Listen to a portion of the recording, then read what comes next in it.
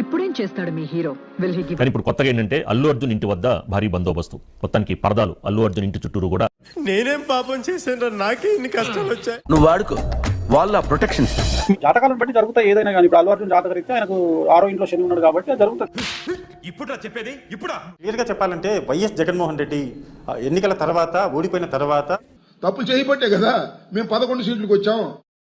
నేనే అల్లు అర్జున్ అయితే ఇదిగో కామెడియన్ గా ఉంటూ హీరో కటింగ్ లేవక ఒక సంఘటన కావాలని ఎవరు చేయరు.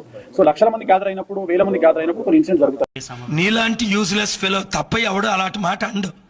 25 లక్షలు భిక్షం పెట్టడం కాదు. కౌంటర్ ఇచ్చావు కదరా నువ్వు. ఏమే బెల్ట్ తీసురా. బెల్ట్ ఎందుకు లేండి, బయలుదేరుతా.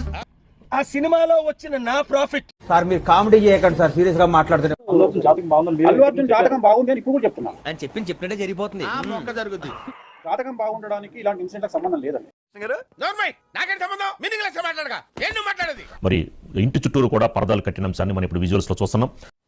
చూస్తున్నానా నిద్ర ఎలా వస్తుంది? అల్లు అర్జున్ కొడుకు చనిపోయింటే 25 లక్షలతో సరిపెట్టుకుంటాడా? వేసేసాడు, బాగా వేసేసాడు. చెప్పదలుచుకున్న పాయింట్ ఏంటంటే కలియుగంలో డబ్బు ఎక్కడ ఉంటుందో రిస్క్ అక్కడ ఉంటుంది. వీడికి ఇంకా తగ్గలా. అది 200 కోట్ల, 300 కోట్ల, 500 కోట్ల అనాథులకు, వితంతులకు ప్రకటిస్తా. అంటే వైఎస్ జగన్మోహన్ రెడ్డి ఆయన తన ఇంటి చుట్టూ కూడా ఏవైతే కట్టుకున్నారు, గ్రీన్ కలర్ మ్యాట్స్ ఏవైతే మనం చూసాం కదా, ఎలా ఉందిరా? అదే ఒక జీవితం పోతే 25 లక్షల విలువ. ఓరి నాయనో, వీడు ఈ టైప్ లో తగిలాడేంటి? నేను ఎట్లా అయితే కష్టకాలంలో నేను ఫేస్ చేస్తానో, సమాజం అందరూ ఫేస్ చేస్తారో, ప్రతి ఒక్కరు ఫేస్ చేయాల్సిందే. బాబోయ్, కవర్ చేసుకోవడంలో నీకు నువ్వే సాటరా బాబు. ఒక్క మూవీలో వచ్చిన లాభం అంతా ఆ కుటుంబానికి, పేదలకి పంచిమని. హెడ్స్ ఆఫ్, చాలా గొప్పగా చెప్పారు.